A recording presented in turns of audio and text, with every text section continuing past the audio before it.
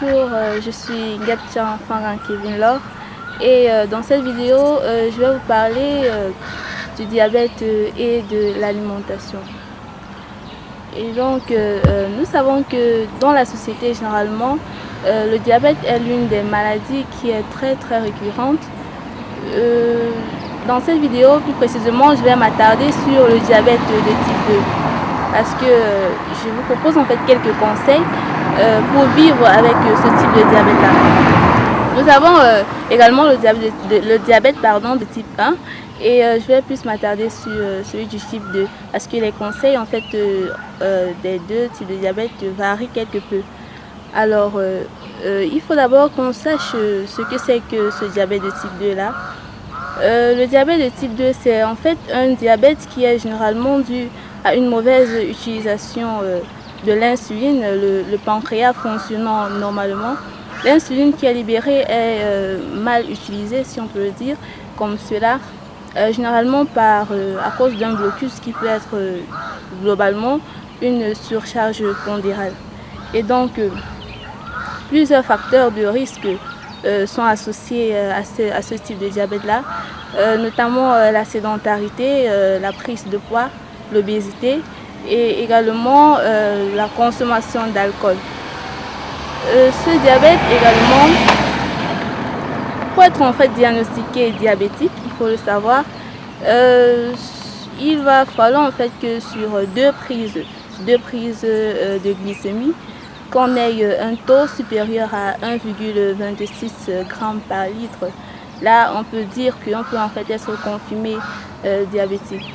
Mais il faut être sans crainte parce qu'on peut également vivre sainement avec cette maladie-là. Donc l'un des principaux piliers de cette maladie-là, c'est l'alimentation. Donc l'alimentation, c'est l'un des principaux, bien des meilleurs médicaments. C'est vrai, il faut associer également cela à une activité physique régulière et également à des traitements médicamenteux. Donc je vais comme ça nous présenter quelques conseils pour vivre avec ce type de pathologie-là. Tout d'abord, il faut éviter une surcharge pondérale, donc il faut pas avoir trop de poids parce qu'avec une surcharge pondérale, plus précisément au niveau abdominal, cela va gêner en fait l'utilisation de l'insuline ou bien du glucose par les cellules, ce qui va augmenter le taux de sucre dans le sang, donc la glycémie elle sera élevée et ce sera quelque chose de défavorable pour l'individu en question. Et donc le prochain conseil que je peux vous donner, c'est également de ne pas trop consommer des aliments riches en sucre. Donc il faut savoir que les diabétiques peuvent peuvent consommer tout ce que nous consommons parce qu'il y a une idée selon laquelle les diabétiques doivent consommer ceci, ils ne doivent pas consommer cela. Cette idée est quand même erronée, elle est erronée parce que les diabétiques peuvent consommer des aliments que nous consommons, mais l'exception est à ce niveau de la limite en fait, la quantité ou bien la dose de l'aliment ingéré. Donc le diabétique ne doit pas consommer trop de sucre.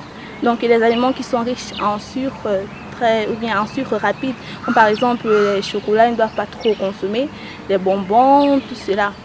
Et donc ils doivent en fait favoriser plutôt la consommation de fruits, mais ces fruits également doivent être consommés de façon contrôlée, donc 1 à 2 fruits pendant le repas. Et ces fruits-là ne doivent pas être consommés hors des repas. Donc c'est-à-dire avant de consommer un fruit, il faut que l'on s'assure que un aliment d'abord été ingéré pour que cela puisse se mélanger au bol alimentaire et faciliter et réduire en fait cette élévation du glucose, parce que là il faut savoir que l'objectif dans ce cas c'est d'équilibrer en fait les glycémies pour éviter une hyper ou une hypoglycémie. Donc l'alimentation équilibrée est très nécessaire pour le diabétique. Et donc l'activité physique également elle est très nécessaire comme je l'ai dit précédemment. Et aussi le diabétique doit consommer beaucoup de féculents. Et il faut noter que les 3 repas consommés ne doivent pas être, ils ne doivent pas être sautés. Donc le diabétique doit avoir un repas du matin, midi et le soir. pour avoir une constante, comment dire, un contrôle de notre glycémie. Et des féculents, ils doivent être consommés régulièrement en bonne quantité, et également des légumes. Il faut le noter, c'est très important. Et voilà quelques conseils que je propose à tous ces patients diabétiques. Il faut noter qu'on peut vivre, comme je l'ai dit, avec le diabète et de façon saine. Donc il suffit de manger équilibré. Notamment, cela est en fait conseillé à tout le monde, toute personne, malade ou pas. Nous devons vivre en fait, nous devons consommer nos aliments de façon équilibrée. J'espère que ces conseils vous ont aidé. Et c'est vrai que ce n'est pas évident de changer l'habitude alimentaire du jour au lendemain, mais je vous conseille d'aller doucement, au fur et à mesure, progressivement en fait. S'agissant par exemple de la prise de poids, de la perte de poids, pardon, elle doit être progressive. Non, ne cherchez pas à atteindre un certain record. Par exemple, 1 à 2 kg par mois, c'est important.